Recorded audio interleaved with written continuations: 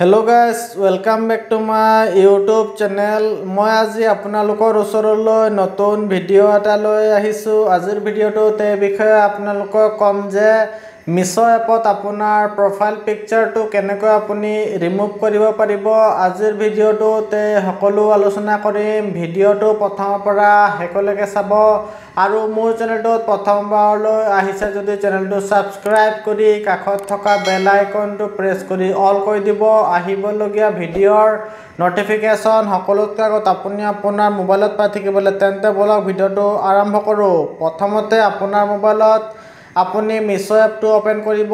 মিছো এপটো ওপেন কৰাৰ পিছত লেফট সাইডৰ ওপৰত প্ৰফাইল আইকনটো চাবলৈ পাইছে, আপুনি ইয়াত ক্লিক কৰিব।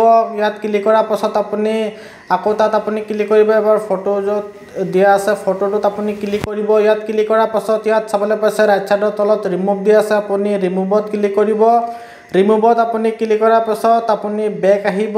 বেক অহাৰ পাছত আপুনি আকৌ এইটো প্ৰফাইল আইকনত আপুনি ক্লিক কৰিব। চাবলৈ পাইছে ইয়াত আগৰ ফটোটো আছিলে যে সেইটো ফটোটো সাকসেসফুলি ৰিমুভ হৈ গ'ল।